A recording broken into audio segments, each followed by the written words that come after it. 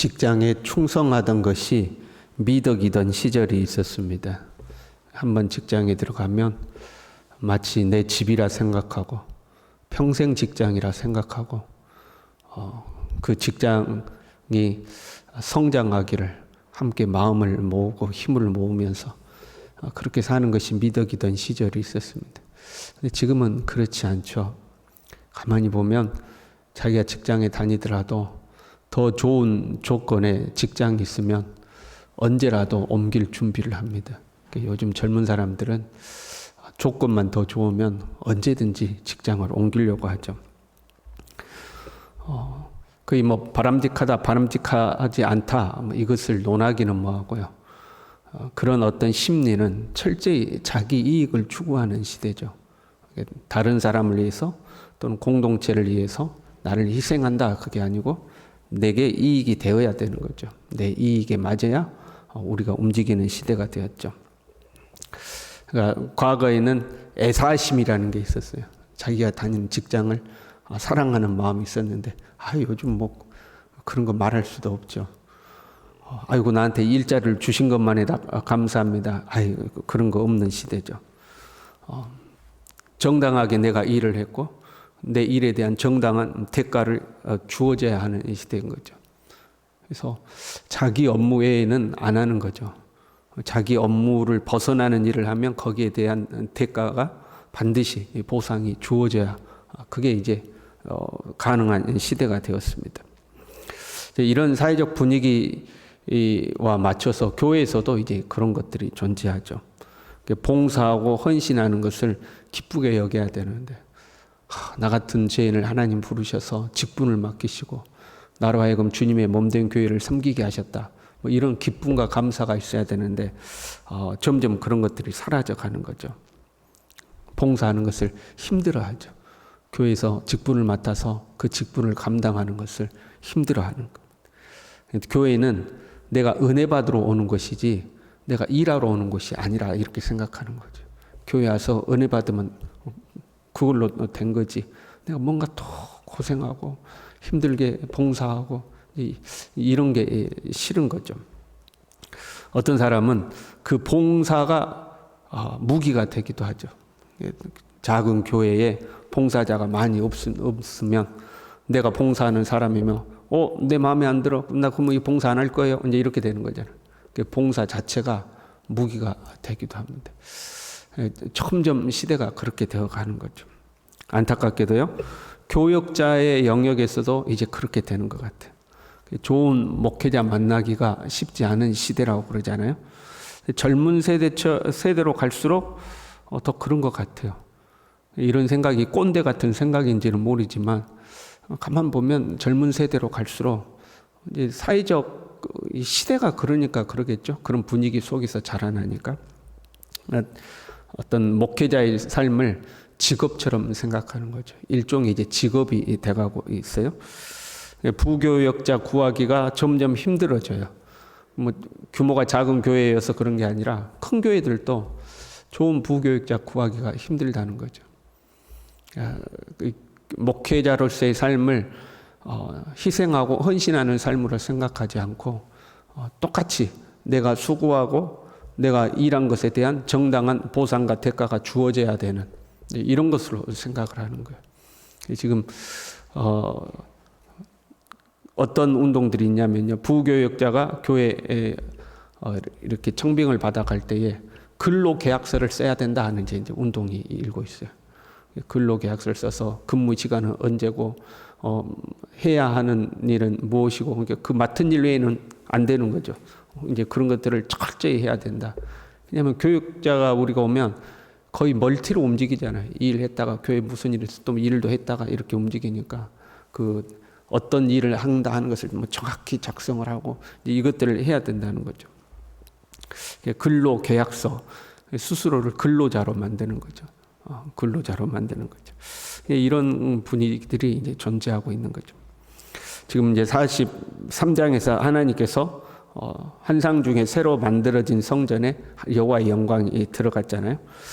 하나님께서 임하심으로 그 건물이 거룩한 성전 하나님의 이제 집이 되었죠.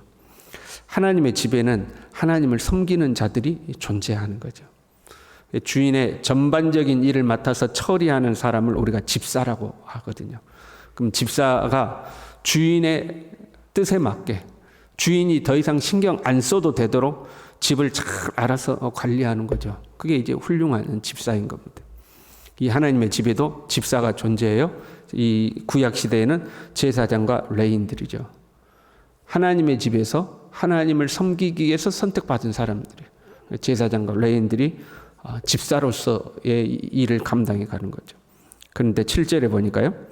너희가 마음과 몸에 할례 받지 아니한 이방인을 데려오고 내 떡과 기름과 피를 드릴 때에 그들로 내 성소 안에 있게 하여 내 성전을 더럽힘으로 이렇게 돼 있죠. 성전에 데리고 오면 안 되는 사람들을 데리고 왔어요. 상상해봐요. 큰 저택이에요. 주인이 집사에게 외부 사람은 절대 집에 들이지 마십시오 하고 이제 집사에게 이야기를 해놨어요. 그런데 주인이 출타하고 없으니까 자기가 외부 사람들을 부른 거예요. 야, 괜찮아, 돌아. 괜찮아. 그러면서 외부 사람들 들어오게 한 거예요. 그러면 안 되잖아요. 주인이 안 된다고 했으니까 안 되는 거잖아. 그런데 주인이 없을 때가 아니고 내 떡과 기름과 피를 드릴 때에, 사람의 말로 하자면 식사 준비할 때 그 말이에요. 주인에게 식사를 준비해 줄 때에 주인이 드리지 말란 사람을 불러가지고 같이 식사 준비를 했다는 거예요. 어떻게 이럴 수가 있는가? 하나님이 그 성전에 계신다고 믿지 않은 겁니다. 하나님 앞에 제사를 준비하는데 하나님께서 이 성전에 계시며 우리가 준비하여 드리는 이 제사를 하나님이 받으신다고 안 믿은 거예요. 하나의 종교 의식이라고 생각한 거죠. 그러니까 자기들끼리 하는 거라고 생각하니까 그냥 들어와서 보라고 한 거죠. 야, 들어와, 괜찮아, 들어와, 이렇게 보라고 한 거죠. 거기에서 멈추지 않았어요. 8절에요. 너희가 내 성물을 직분을 지키지 아니하고 내 성소에 사람을 두어 너희 직분을 대신 지키게 하였느니라. 그 자기들이 하나님 앞에 성물을 바치는 직분인데 그 대신 하라고 했다는 거예요. 그 사람들을, 이방인을 불러다가 야, 네가 한번 해봐. 괜찮아. 야, 일로 와봐. 네가 한번 해봐. 이렇게 했다는 거예요. 이들은 하나님이 계심을, 하나님이 자신들이 드리는 그 제사를 받으신다는 것을 믿지 않은 거예요. 하나의 종교 예식으로 생각한 거죠. 그러면 하나님이 계시다고 믿지도 않으면서 성전에서 일은 계속 왜 했을까요? 그 성전에서 일을 해야 자기들에게 먹을 것이 나오는 거예요. 생계를 위해서 지금 제사장과 레위인 직분을 하고 있는 거죠. 먹을 것이 나오니까 이곳에서 일하는 거, 그게 직장이잖아요. 직장처럼 생각했다 이 말이죠. 오늘날 염려가 되는 부분 중에 하나죠. 여러분들하고는 상관이 없을 수도 있는데 목회가 직장이 되고 있는 거죠. 목회자는 목회는 하나님의 부름과 사명으로 하는 거죠. 사역의 대가로 사례를 받는 것이 아니죠. 사례와 상관없이 하나님을 섬기는 거거든요. 교회는 하나님의 명령에 따라서 사역자들의 생활을 책임지는 거죠. 28절에 보면 이제 에스겔 44장 28절에 보면 이렇게 됐어요. 그들에게는 기업이 있으리니 내가 곧 그 기업이라. 너희는 이스라엘 가운데서 그들에게 산업을 주지 말라. 내가 그 산업이 됨이라. 하나님이 그들의 기업이라는 거예요. 그리고 백성들이 갖다 바치는 재물과 예물을 그 제사장들의 주라고 뒤에 쭉 이제 기록을 하고 있어요. 예수님은 이것을 제자들에게 그대로 적용하셨죠. 내가 복음을 들고 나갈 때에 두 벌 옷이나 전대나 지팡이나 신발을 가지고 가지 말아라. 복음을 받는 곳에서 너희를 섬기는 것이 당연한 것이다. 예수님이 그대로 그걸 적용하셨죠. 그래서 목회자에게 주어지는 매달 주어지는 것을 우리는 월급이나 봉급이나 사례비라고 부르지 않죠. 생활비라고 부르는 거죠. 우리 교회는 이것들이 교육이 돼가지고 성도님들이 어느 정도 알아요. 생활비라고 이야기를. 근데 이렇게 보면 그걸 잘 모르는 분들도 많아요. 봉급이라고 그러기도 하고. 목사님들조차도 스스로 월급 받았다 이제 이렇게 이야기를 해요. 이 일에 대한 대가가 아니라 교회는 목회자의 생활을 책임지는 거잖아요. 목회자는 그것과 상관없이 하나님을 섬기는 거고요. 제사장은 무엇보다도 거룩해야 하죠. 우리가 14절까지 읽었지만 15절부터 보면 이 성소에서 제사장 직분을 끝까지 감당했던 사독의 그 후손들에 대해서 이야기를 하거든요. 그러면서 어떻게 구별된 삶을 살아야 하는지를 쭉 기록하고 있어요. 입는 거, 먹는 거, 마시는 거, 예모를 꾸미는 사소한 것들까지. 머리는 밀어서는 안 된다. 그렇다고 또 길게 길러서도 안 된다. 적당히 잘라야 한다 하는 내용을 뒤에 쭉 기록해요. 하나님을 섬기는 사람들이 어떻게 구별되게 살아야 하는지를 쭉 기록을 하는 거죠. 그러니까 하나님을 섬기는 사람들이 신경을 써야 하는 것은 거룩이에요. 거룩에 신경을 쓰라는 거죠. 분위기가 어떻게 도는지, 누가 힘이 있는지, 정치 세력 중에 누구한테 줄을 서야 하는지, 어떻게 하면 더 좋은 대우를 받게 되는지 이런 데 신경 쓰지 말고 하나님 앞에 더 거룩한 삶을 사는 데 신경을 쓰라는 거죠. 10절에요. 이스라엘 족속들이 그릇 행하여 나를 떠날 때 내 사람도 그릇 행하여, 그러니까 백성들이 그릇 행하 하나님으로부터 점점 멀어질 때 내 사람들도 그 백성들 따라서 그릇 행했다는 거예요. 왜 그랬을까요? 눈치 보는 거죠. 백성들 눈치 보는 거예요. 대세를 따라야 하니까. 그래야 내 직분을 유지하고 그래야 거기서 먹을 것 나오니까 살아계신 하나님 앞에서 어떻게 살아야 하는지, 그것이 어떻게 사는 것이 거룩한 것인지, 그리고 백성들에게 그렇게 살면 안 된다고 이야기를 해야 되는데 그게 아니에요. 백성들 눈치 보고 그들이 그릇 행하니까 똑같이 따라서 그래 알았어 하고 따라갔다는 거예요. 사람의 눈치를 보는 거죠. 자신들이 하나님을 섬기는 존재라는 것을, 하나님이 우리의 섬김을 받으신다는 것을 믿지 않는 거예요. 사람의 눈치만 본 거죠. 그러면 목회자만 하나님을 섬기는 사람인가?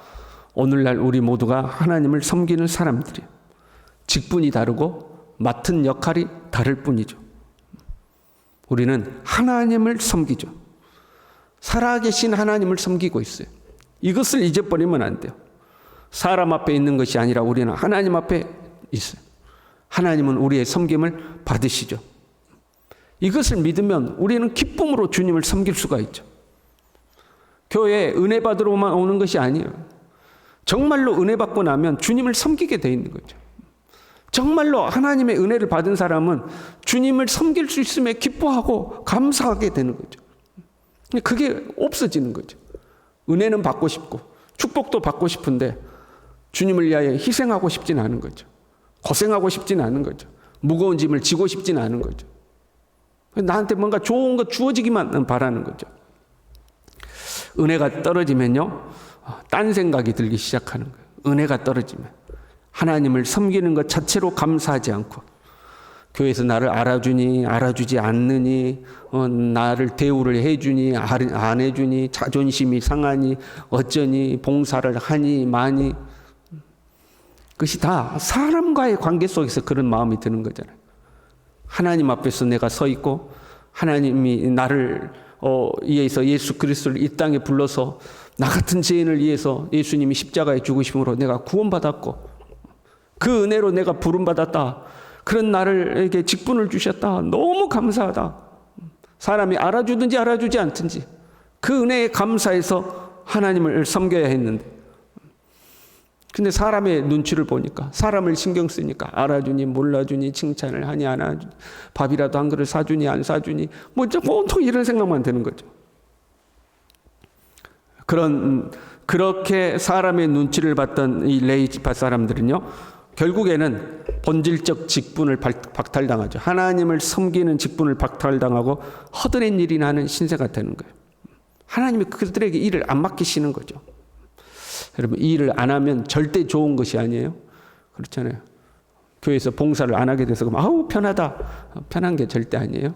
이 일을 해야 상급이 존재하는 거죠.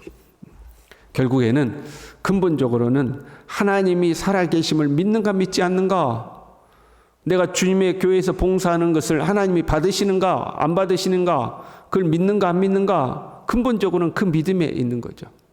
저와 여러분이 살아계신 하나님을 확실하게 믿고 나 같은 죄인을 불러 주님의 일꾼 삼으신 것에 기뻐하고 감사하고 주님을 섬기는 우리 모두 될 수 있기를 바랍니다. 기도하겠습니다. 하나님 아버지, 우리가 사는 시대가 조그만 손해도 보지 않으려고 하고 조금 더 힘들지 않고 어떻게 하면 좀 더 편하게, 좀 더 쉽게 살아갈 수 있을까를 추구하는 세상입니다. 그러다 보니 주님 앞에서조차도 우리가 십자가를 지려고 하지 않고 짐을 나누어 지려고도 하지 아니하고 좀 더 쉽고 좀 더 편하게 하나님 우리가 살려고 하는 그런 마음들이 생겼습니다. 주님 우리의 믿음을 새롭게 하여 주셔서 하나님 앞에 우리가 있음을 기억하게 도와주시고 기쁨으로 주님을 섬기고 살아갈 수 있도록 우리의 믿음을 붙들어 주시옵소서. 예수님의 이름으로 기도 올리옵나이다. 아멘.